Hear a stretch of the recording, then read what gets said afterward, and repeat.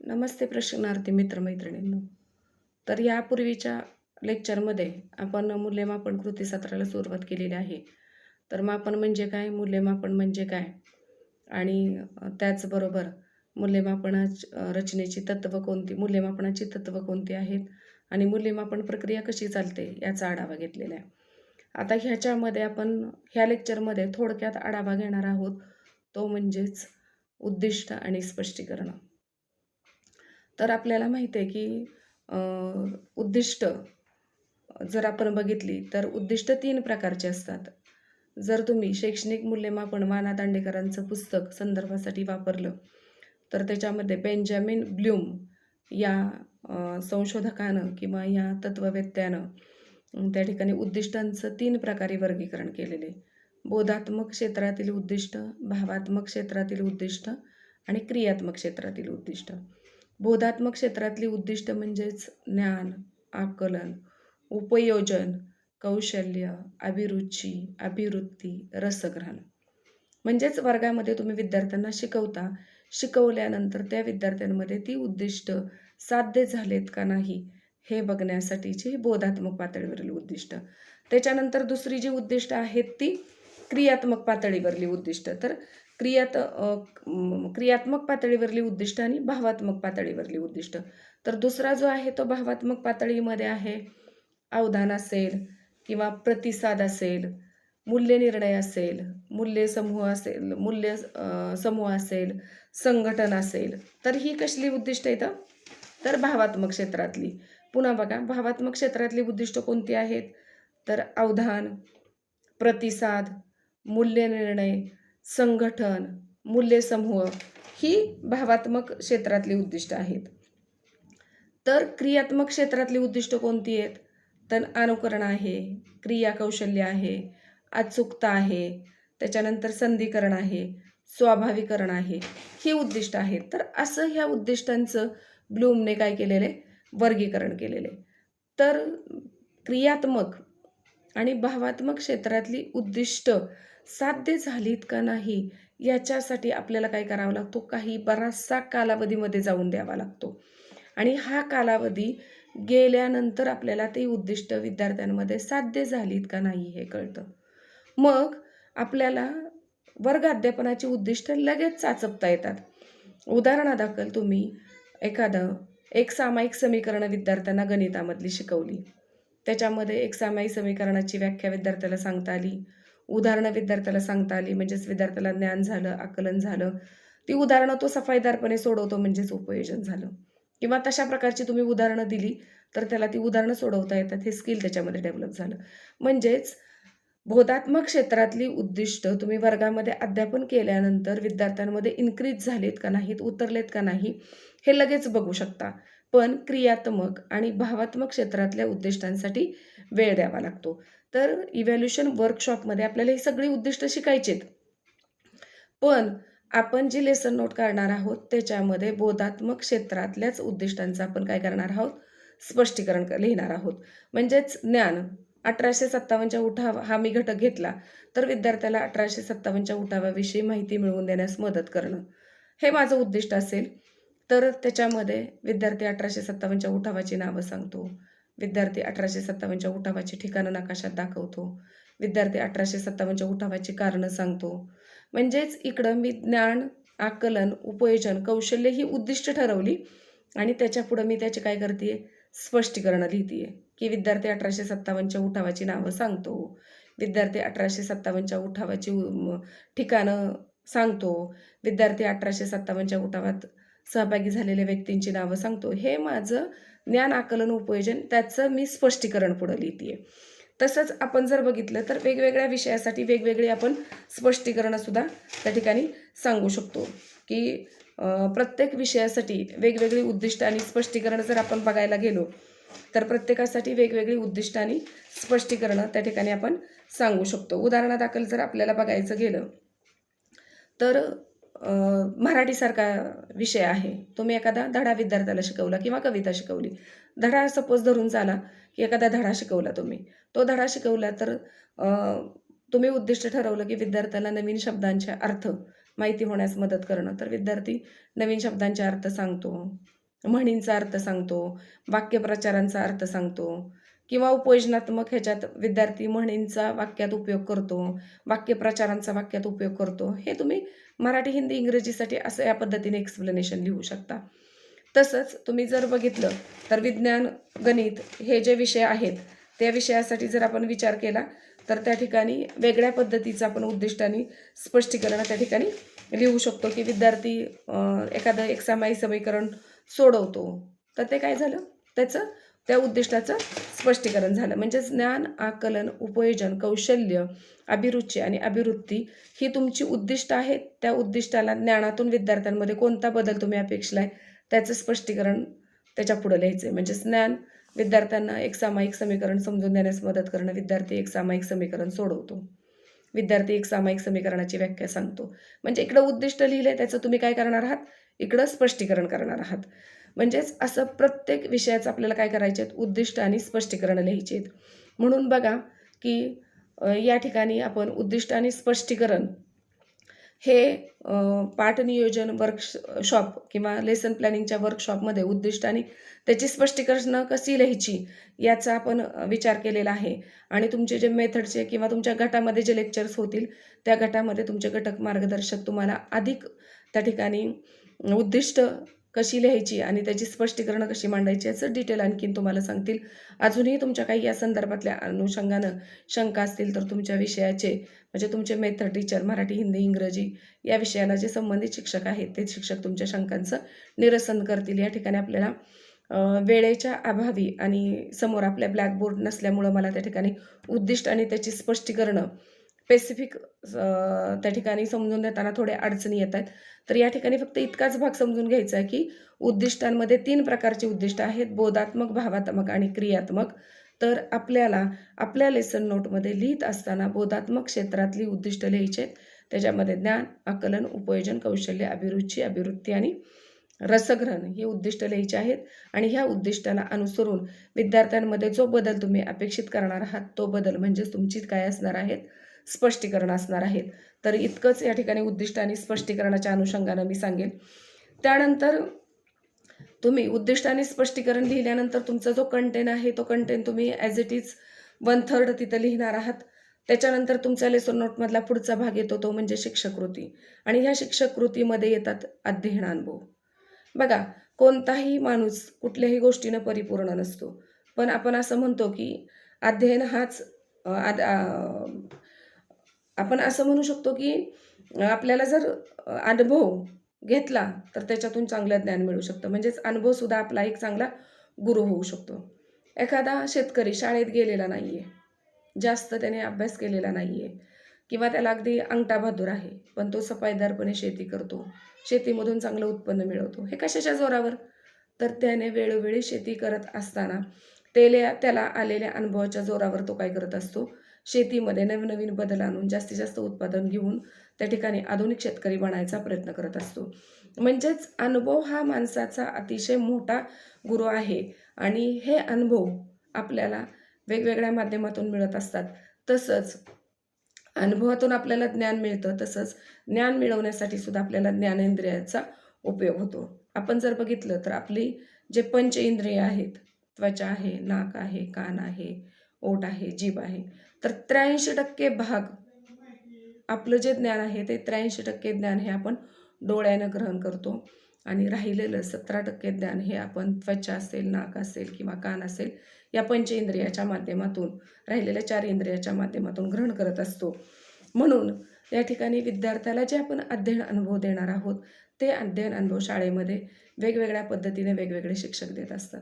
आता रुटीन लाईफमध्ये जर आपण बघितलं तर मराठी, हिंदी, इंग्रजीमध्ये जर आपण शिकलो किंवा तुम्ही शिकताय त्याच्यामध्ये शिक्षक विद्यार्थ्याला एखादा धडा वाचायला लावतात, त्याचे कठीण शब्दार्थ लिहून देतात, स्पष्टीकरण देतात, त्याच्यावर प्रश्न विचारतात, संपला पाठ.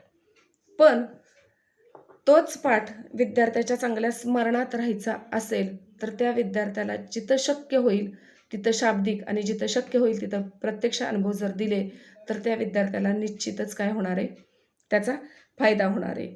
म्हणून त्या ठिकाणी विद्यार्थ्याला फक्त शाब्दिक अनुभव किंवा त्याच्या बुद्धीला गंज चढणारे अनुभव देऊन चालणार नाही. आपण बघा की तुम्ही गणित शिकवताय आणि गणित शिकवत असताना तुम्हाला बँकेतले व्यवहार हा टॉपिक विद्यार्थ्याला शिकवायचा आहे. आता बँकेतले व्यवहार तुम्ही तर थेरॉटिकली लेक्चर घेतलं, काही मुद्दे तुम्ही फलकावर लिहिले, ते मुद्दे विद्यार्थ्यांना लिहून घ्यायला सांगितले, विद्यार्थ्यांनी ते चांगल्या पद्धतीने लिहून घेतले, व्याख्या पाठ केल्या, त्याचे मुद्दे पाठ केले, परीक्षेमध्ये लिहिले, विद्यार्थ्याला चांगले मार्क मिळाले. पण प्रत्यक्ष बँकेत व्यवहार करायला गेल्यानंतर तो विद्यार्थीचा चाच पडतो. बँकेत गेल्यावर कुठला फॉर्म घ्यायचा आहे, अकाउंट कसं काढायचं आहे, त्याच्यासाठीची प्रोसेस काय गडबडतो. हे जर तुम्ही बँकेचे व्यवहार इथं थेरॉटिकली शिकवल्यानंतर विद्यार्थ्याला जर प्रॅक्टिकलसाठी शक्य असेल तर तुम्ही बँकेत घेऊन गेला,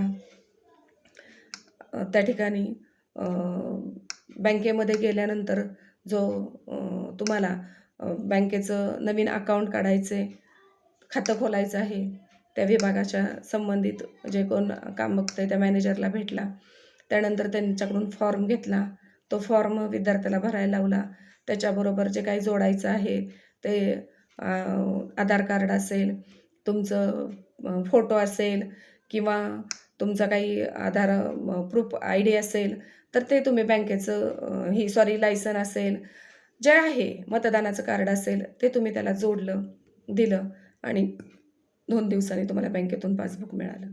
तुम्ही ती गोष्ट प्रत्यक्ष अनुभवातून शिक्षकांना जर शिकवली असेल तर विद्यार्थी कोणतीही गोष्ट बँकेत करायला गेल्यानंतर गडबडणार, गोंधळणार नाही. कारण तुम्ही त्याला थेरॉटिकली शिकवून प्रत्यक्ष अनुभव दिलाय. म्हणजेच त्या ठिकाणी त्या विद्यार्थ्यांमध्ये प्रत्यक्ष अनुभव दिल्यानंतर तो विद्यार्थी मोटिवेट होतो, त्याच्यामध्ये समाधीटपणा येतो आणि म्हणून प्रत्यक्ष अनुभव हे अतिशय महत्त्वाचे आहेत. अजून एक उदाहरण पुढे देईन मी की भूगोलाचा तुम्ही पाठ शिकवताय, त्याच्यामध्ये ग्रह आणि तारे तुम्हाला शिकवायचे. तुम्ही जर निवासी शिक्षक म्हणून काम करताय, जवळच हॉस्टेलला लागूनच तुमचं त्या ठिकाणी क्वार्टर आहे आणि तुम्हाला जर भूगोलासारखा काही एक्सपिरियन्स मुलांना द्यायचे तर तुम्ही रात्री ग्रह आणि तारे किंवा तुमच्या लॅबमध्ये तसं जर तुम्ही तयारी केली आणि मुलांना ग्रह आणि ताऱ्यांचं पिक्चर्स तुम्ही दाखवले तर विद्यार्थी निश्चितच ते काय करणार आहेत, ग्रह आणि ताऱ्यांचं कार्य कसं चालतं हे त्यांच्या चिरकाल स्मरणात राहणार आहे. किंवा तुम्हाला विद्युत प्रवाह कसा चालतोय हे फक्त तुम्ही थेरॉटिकली शिकवलं, पण प्रत्यक्ष प्रयोगशाळेमध्ये नेऊन विद्युत प्रवाह त्या विद्युत वाहिकेमध्ये कसा येतो, त्या तारेमध्ये कसा येतो आणि लाईट कशी लागते हे प्रॅक्टिकली जर विद्यार्थ्यांना करून दाखवलं तर विद्यार्थ्यांच्या त्या संकल्पना काय होणार आहेत, क्लिअर होणार आहेत. म्हणून सांगायचं तात्पर्य, शाळेत न जाणारा शेतकरीसुद्धा चांगल्या पद्धतीने शेती करू शकतो. तसा शाळेत येणारा विद्यार्थी जर त्याला आपण पंचेंद्रियाच्या माध्यमातून जास्तीत जास्त प्रत्यक्ष अनुभव दिले तर विद्यार्थी निश्चितच शिकत असतो आणि म्हणून त्या ठिकाणी शैक्षणिक अनुभव अतिशय महत्त्वाचे आहेत. जे अनुभव तुम्ही विद्यार्थ्याला शाब्दिक, अशाब्दिक, प्रत्यक्ष आणि अप्रत्यक्ष देऊ शकता. तर शैक्षणिक अनुभव कशाला म्हणायचं की ज्या अनुभवामुळे विद्यार्थ्याच्या वर्तनावर कोणता तरी आघात होऊन त्याला तो प्रतिसाद देतो. म्हणजेच विद्यार्थ्याच्या वर्तनावर त्या घटनेचा परिणाम होऊन तो काहीतरी त्याला काय करतो, प्रतिक्रिया देतो, त्यालाच म्हणायचे शैक्षणिक अनुभव. उदाहरणादाखल एखादा लग्न समारंभ आहे आणि त्या लग्न समारंभामध्ये जेवण केल्यानंतर उष्ट्या पत्रवळ्याचा ढीग त्या कार्यालयाच्या बाहेर टाकलेला आहे आणि काही जी गरिबाची मुलं आहेत, भिकाऱ्याची मुलं आहेत, त्या उष्ट्या पत्रवळ्याला अन्न वेचून खात आहेत. अशी जर गोष्ट तुमच्या समोर दिसली आणि त्याचा जर तुमच्या मनावर विपरीत परिणाम झाला तर तुम्ही जर तुमच्या घरातला तो समारंभ असेल तर निश्चित त्या मुलांना बोलवून तुम्ही शिल्लक असलेलं चांगलं अन्न त्या ठिकाणी मुलांना जेवायला घालून त्या ठिकाणी त्या मुलांना सन्मानानं तिथं बोलवून किंवा वाढून देऊन तुम्ही त्या मुलांना अन्नदान करू शकता. म्हणजे हा बदल की तुम्हाला जो अनुभव येतोय त्याच्यामध्ये तुमच्या मनावर, तुमच्या मेंदूवर परिणाम होऊन तुम्ही काहीतरी प्रतिक्रिया देता, त्यालाच काय म्हणायचंय, अनुभव असं म्हणायचं. किंवा बाह्य परिस्थिती आणि व्यक्ती यांच्यामध्ये जी काही क्रिया आणि प्रतिक्रिया घडतात, म्हणजे बाह्य परिस्थिती आणि व्यक्ती यांच्यामध्ये क्रिया आणि प्रतिक्रिया घडतात, त्यालाच आपण काय म्हणतो, शैक्षणिक अनुभव. तुम्हाला एक दगड दिला हातात आणि तुम्ही आणि दगड तुम्हाला भर उन्हामध्ये उभा केलं, दगडावर त्याचा काय परिणाम होईल का हो? दगड हा निर्जीव आहे, पण तुम्हाला ऊन लागायला लागल्यावर तुम्ही काय होणार, पटकन सावलीत याल. म्हणजेच त्या ठिकाणी निर्जीव वस्तूला कुठलीही प्रतिक्रिया नाही आहे, पण सजीव वस्तूला काय आहे? Action to reaction. म्हणजेच प्रत्येक व्यक्ती त्या व्यक्तीला मिळणाऱ्या अनुभवानुसार त्याच्या अंतर्मनातला बदल ती प्रत्यक्षात दाखवण्याचा प्रयत्न करते. त्यालाच काय म्हणायचं आहे? शैक्षणिक अनुभव असं म्हणायचं आहे. तर शैक्षणिक अनुभवाचे निकष काय आहेत? तर शैक्षणिक अनुभव आपण विद्यार्थ्यांना कसे दिले पाहिजेत? तर उद्दिष्टांची संबंधित. आता ज्ञान आहे, आकलन आहे, उपयोजन आहे, कौशल्य आहे, अभिरुची आहे, हे उद्दिष्ट आहेत. तर त्या उद्दिष्टाला अनुसरून विद्यार्थ्याला तुम्ही काय केले पाहिजे? शैक्षणिक अनुभव दिले पाहिजेत. त्याचबरोबर शैक्षणिक अनुभव देत असताना विद्यार्थ्याचा वयोगट आहे, त्याच्या क्षमता आहेत, त्याचाही विचार केला पाहिजे. आता विद्यार्थ्यांचा वयोगट आणि क्षमता याचा मुद्दा तुम्ही म्हणाल, मॅडम कसं तुम्ही म्हणाल की विद्यार्थ्यांचा वयोगट आणि क्षमता याचा विचार करून आपण विद्यार्थ्याला अनुभव दिले पाहिजेत? तर बरोबर आहे. अगदी पहिली दुसरीतली मुलं आहेत किंवा अगदी बालवाडीतली मुलं आहेत, त्यांना चिखल खेळायला आवडतो. चिकन माती तुम्ही त्यांना देऊन छोटी छोटी भांडी बनवायला सांगू शकता, खेळणी बनवायला सांगू शकता. त्यांच्यासाठी ते योग्य आहे, पण 4थी-5वीतली मुलांसाठी ते योग्य नाही आहे. म्हणजेच कुठलेही अनुभव देत असताना त्या विद्यार्थ्याचा वयोगट आणि त्या विद्यार्थ्याची क्षमता याचासुद्धा आपल्याला काय करावा लागेल? विचार करावा लागेल अनुभव देत असताना. त्यानंतर जे अनुभव आपण विद्यार्थ्यांना देणार आहे ते अनुभव विद्यार्थ्याच्या दैनंदिन जीवनाशी निगडीत असले पाहिजेत. का? तर विद्यार्थ्याच्या दैनंदिन जीवनाशी जर ते अनुभव निगडीत असतील तर निश्चित ते मूल काय करत असतं? ते अनुभव जर त्याने घेतलेले असतील तर ते रिमाइंड होतात. पुन्हा ते अनुभव जर तुम्ही दिले तर निश्चित ते अनुभव त्याचे पुन्हा मनपटलावर उमटले जातात आणि ते दीर्घकाल त्याच्या दीर्घ स्मृतीमध्ये जाऊन कायमचे स्टोअर होतात. उदाहरणादाखल चिंच आंबट असते, गूळ गोड असतो, कारलं कडू असतं. हे त्याने घरी खाल्लेलं आहे, पण प्रत्यक्ष तुम्ही आंबट गोड, खारट, तुरट किंवा कडबडीत, ओबडधोबड, उष्ण किंवा थंड हे अनुभव विद्यार्थ्यांना जर प्रत्यक्ष दिले तर विद्यार्थ्यांच्या त्या दैनंदिन जीवनाशी निगडीत आहेत. त्यामुळं त्या विद्यार्थ्यांना ते अनुभव नवीन वाटणार नाहीत. तुम्ही शिकवणारं अध्ययन त्यांना नवीन वाटणार नाही आणि ती मुलं काय करतील? नवीन शिकत असताना जुनंच आहे, पण नव्या पद्धतीनं आपल्याला शिकायचं आहे. त्याच्यामुळं तुमच्या अध्ययनामध्ये, तुमच्या अध्यापनामध्ये ते इन्व्हॉल्व होतील आणि त्यांचं अध्ययन काय होणार आहे? परिपूर्ण होणार आहे. म्हणून विद्यार्थ्यांना जे अध्ययन अनुभव द्यायचे ते कसे असले पाहिजेत? तर त्यांच्या दैनंदिन जीवनाशी निगडीत असले पाहिजेत. त्याच्यानंतर त्या विद्यार्थ्यांना जे अनुभव द्यायचे आहेत आपल्याला, ते अनुभवसुद्धा कसे असले पाहिजेत? तर ते अनुभव देण्यासाठी आपल्याकडं वेळ किती आहे? त्याच्यासाठी कोणकोणतं साहित्य आपल्याकडं उपलब्ध आहे? ते साहित्य दाखवण्यासाठीचे काही लिमिटेशन आहेत का? ते साहित्य दाखवल्यानंतर त्याचा दुसरा काही वेगळा इश्यू होणार आहे का? ह्या गोष्टीसुद्धा तितक्याच महत्त्वाच्या आहेत. म्हणून विद्यार्थ्यांना अध्ययन अनुभव देत असताना त्या ठिकाणी अध्ययन अनुभवाचं साहित्य असेल, सामग्री असेल किंवा वेळ असेल, त्याचाही आपल्याला त्या ठिकाणी काय करावा लागेल? विचार करावा लागेल. तर बघा की अध्ययन अनुभव हे अतिशय महत्त्वाचे आहेत की जे अनुभव विद्यार्थ्याला मिळतात ते अनुभव त्याच्या मनपटलावर पॉझिटिव्ह इफेक्ट करतात आणि त्या विद्यार्थ्यांमध्ये पॉझिटिव्ह बदल होऊन ती गोष्ट त्याच्या चिरकाल स्मरणात राहते. म्हणून विद्यार्थ्यांना अध्ययन अनुभव देत असताना आपण काय केलं पाहिजे? सगळ्यात महत्त्वाचा अध्ययन अनुभव देत असताना उद्दिष्टांची निश्चित असले पाहिजेत, वयोगट आणि क्षमतांशी निगडीत असले पाहिजेत, विद्यार्थ्याच्या दैनंदिन जीवनाशी निगडीत असले पाहिजेत. त्याच्यानंतर अध्ययन अनुभव देत असताना सामग्री आणि वेळेचा विचार केला पाहिजे आणि सगळ्यात महत्त्वाचं अर्थपूर्ण असले पाहिजेत. म्हणजे कुठलाही अध्ययन अनुभव देतोय तर उगाच टाईमपास म्हणून द्यायला सांगितलं म्हणून द्यायचा असं नको आहे. आता इथं बघितलं आपण की अनुभव का महत्त्वाचे आहेत? शेतकरी शिकत नाही आहे तरी तो अनुभव घेऊन चांगली शेती करतोय. विद्यार्थ्याला जर आता आपण अनुभव दिले तर त्याच्यामध्ये कोणता बदल होतोय? म्हणजेच शैक्षणिक अनुभव काय आहेत त्याच्या व्याख्या बघितल्या. शैक्षणिक अनुभव देत असताना आपण कोणते निकष ठेवले पाहिजेत याचाही विचार केला. आता ह्याच्यामध्ये पुढं 2च गोष्टींचा आपण विचार करणार आहोत. म्हणजेच अनुभवाचे 2 प्रकार आहेत. एक प्रत्यक्ष अनुभव आणि दुसरा अप्रत्यक्ष अनुभव. आता प्रत्यक्ष अनुभव विद्यार्थ्यांना तुम्ही वर्गामध्ये प्रत्यक्ष अनुभव देताय. आंबट गोड हा त्यांना अनुभव द्यायचा आहे. तुम्ही चिंच चव घ्यायला लावली 2 विद्यार्थ्यांना. आंबट आहे हे सांगणार आहेत विद्यार्थी. गोड गोष्टीची चव घ्यायला लावली, गोड आहे हे सांगणार आहेत. किंवा तुम्ही एखाद्या ट्रिपचं नियोजन केलं आणि कोकणात गेलाय, जाता जाता तुम्ही कोयना धरणला गेला आणि त्या ठिकाणी विद्युत निर्मिती कशी होते हे विद्यार्थ्याला प्रत्यक्ष तुम्ही दाखवलं. हा कसला अनुभव आहे? प्रत्यक्ष अनुभव आहे. बघा, विद्युत निर्मिती कशी होते हे त्याने प्रत्यक्ष बघितले, की धरणामध्ये पाणी साठलं जातं, ते पाणी प्रेशरने बाहेर कसं फेकलं जातं, त्याच्यावर कशी यंत्र आहे, ती यंत्र काय काम करतात आणि त्याच्यानुसार वीज तयार होऊन ती पूर्ण कोकण कोयना धरण पूर्ण महाराष्ट्राला कसं वीज पुरवठा करते, हे तिथं आपण प्रत्यक्ष अनुभवातून पाहिलं. आता ज्यावेळेस आपल्याला हेच शिकवायचं पण त्या ठिकाणी आपण विद्यार्थ्यांना प्रत्यक्ष कोयना धरणापर्यंत नेऊ शकत नाही. त्या ठिकाणी विद्यार्थ्यांना विद्युत प्रवाह कसा तयार होऊ शकतो हे दाखवू शकत नाही. त्यावेळेस आपण तिथं अप्रत्यक्ष अनुभवाचा उपयोग करायचा आहे. कोयना धरणाची प्रतिकृती तुम्ही तयार करून विद्यार्थ्यांकडून घेऊ शकता.